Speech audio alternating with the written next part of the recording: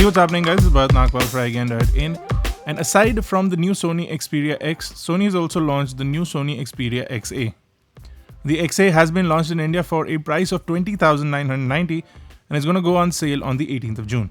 If you take a quick look at the device itself, you'll see that it has a really nice almost edge-to-edge display, which looks absolutely fantastic, and the overall look and feel of the phone is quite premium.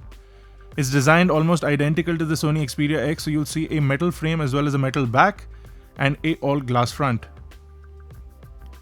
Now, over at the front of the device, you will see an 8 megapixel front-facing camera, which will capture 1080p video. You'll also see the Sony logo and a bunch of sensors. On top, just like a notch above the glass, is the earpiece itself. Below that, you'll see a 5-inch 1280 by 720p display, and it is a multi-touch display which will capture only 4 inputs as opposed to 10 inputs available in most displays today. There is nothing below the display since all the buttons are on screen.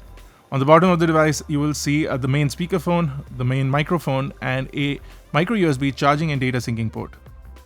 Over to the right, you'll see a dedicated camera shutter button along with the volume rocker and the power button. On top of the device is the secondary noise cancellation microphone along with the 3.5mm headphone jack. On the left is a big slot which will allow you to add in 2 SIM cards and a micro SD card onto the device. On the back side, you'll see the 13 megapixel face detection autofocus equipped camera. You'll also get a LED flash.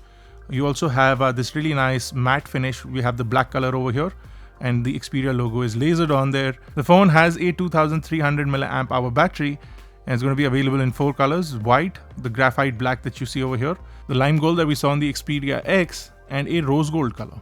The phone is running on a MediaTek Helio P10 chipset, which has an octa-core 2 GHz Cortex A53 CPU setup. You also get the Mali T860 MP2 GPU. Phone has 16 GB of storage and 2 GB of RAM, and it will take up to 200 GB as far as the micro SD cards are concerned. Now, you are running Android OS 6.0.1, which is Marshmallow, and you do have this really nice user interface on top of it. Sony is no longer calling it Timescape. We really like this user interface. It's really nice and colorful, looks absolutely fantastic on this display, which almost runs from side to side on the new Sony Xperia XA. Overall, the phone is quite snappy and we see it jumping from app to app without any issues. The user interface is also fast and quite responsive. The cameras are the highlight of the Xperia XA, and they work really well, including the rear and the front camera. Now, Sony's also announced but not launched the new Xperia XA Ultra. Now, this is a larger phone. The XA Ultra has a 6-inch display with a 1920 by 1080p resolution. Again, only 4-point multi-touch, which is sort of a letdown. You get a scratch-resistant glass protection over at the front. The phone is also running a Helio P10 chipset, so it's the same in terms of processor capabilities.